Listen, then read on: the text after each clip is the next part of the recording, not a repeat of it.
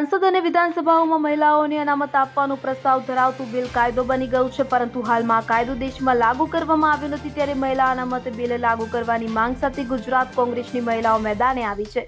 33% મહિલા અનામત બિલ લાગુ કરવાની માંગ સાથે વિવિધ જિલ્લામાં કોંગ્રેસ મહિલા મોરચા દ્વારા વિરોધ પ્રદર્શન કરીને કલેક્ટરને આવેદનપત્ર આપવામાં આવી રહ્યું છે. રાજકોટ કલેક્ટર કચેરી ખાતે કોંગ્રેસ મહિલા મોરચાએ વિરોધ પ્રદર્શન કર્યું હતું. મહિલા આગેવાન નયનાબા જાડેજાએ 33% મહિલા અનામત બિલ કેન્દ્ર સરકાર દ્વારા કેમ લાગુ કરાતું નથી તેવા સવાલો ઉઠાવ્યા હતા. મળતી માહિતી અનુસાર રાજકોટમાં કોંગ્રેસ મહિલા મોરચાની ટીમ કલેક્ટર કચેરી ખાતે પહોંચી વિરોધ પ્રદર્શન હાથ ધરવામાં આવ્યું હતું.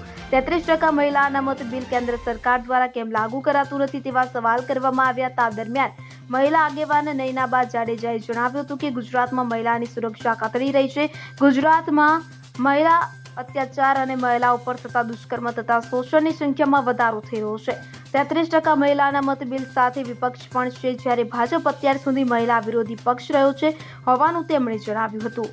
કલેક્ટર ઓફિસે આવેદન દેવા આવ્યા છીએ કે જેમાં ખાસ મહિલાઓ માટે રજૂઆત કરવા આવ્યા છીએ કે ઘણા સમયથી 33% મહિલાઓને એમનો અધિકાર આપવામાં આવશે એવી વાત થઈ હતી, પણ હજી સુધી સત્તા પક્ષ જે કેન્દ્રમાં છે, કેન્દ્રમાં આવ્યા પછી પણ એમણે કહ્યું હતું કે 33% મહિલાઓને અનામત આપવામાં આવશે, જેનો અમલ હજી સુધી થયો નથી અને મહિલાઓ સાથે ક્યાંક ને ક્યાંક આવા અન્યાય અને શોષણ થતા હોય છે. એની રજૂઆત કરવા આવ્યા છીએ કે વહેલી તકે અને ખાસ કરીને જ્યારે વિપક્ષ એમની સાથે હોય, એ બિલ ઉપર રાજી હોય, ત્યારે છતાં પણ આ લોકોએ બિલ રજૂ કરતા નથી. તો એની રજૂઆત કરવા માટે કે હવે વહેલી તકે મહિલાઓને એમનો અધિકાર આપો. 33% અનામત જે તમે કહ્યું હતું એ મહિલાઓને એમના અધિકારને ફટાફટ એ બિલ રજૂ કરે અને મહિલાઓને એમનો અધિકાર આપે, જેથી મહિલા સશક્તિકરણ તરફ જે વાતો કરે છે એ સાચું થાય. ખાસ કરીને એક વાત હતી કે ગુજરાતમાં મહિલાઓ પર બળાત્કારની ઘટનાઓ વધી રહી છે, સાથે તે અન્ય ઘટનાઓ વધી રહી છે અને બિલ રજૂ ન કરવાનું કારણ શું? અમે પણ એ જ પૂછીએ છીએ કે હજી સુધી તમે વાયદા કર્યા છે, અત્યાર સુધી તો તમે જેટલા વાયદા કર્યા છે બધા ફાંકા ફોજદારી છે, એક પણ વાદો સાચો સાબિત થયો નથી.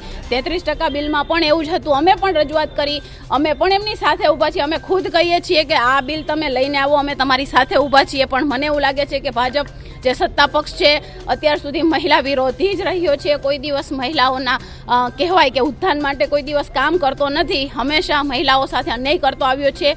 આ રીઝન હોઈ શકે કારણ કે ઘણી બધી એવી મહિલાઓ છે, ભાજપમાં પણ અમે જોઈએ છીએ કે છે, પણ એમની સાથે અન્યાય કરી રહ્યા છે. આ એનું કારણ પણ હોઈ શકે. ના ઈચ્છતો હોય કે મહિલાઓ એમની જે માનસિકતા છે એવી છે કે મહિલાઓ ઘરમાં જ રહેવી જોઈએ, મહિલાઓ બહાર ના આવવી જોઈએ, મનુવાદી જે માનસિકતા છે એનું પ્રદર્શન કરે છે.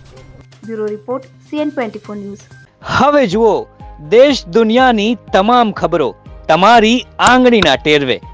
ઉઠાવો મોબાઈલ અને Google Play Store પરથી ડાઉનલોડ કરો અમારી CN24 ન્યૂઝ મોબાઈલ એપ.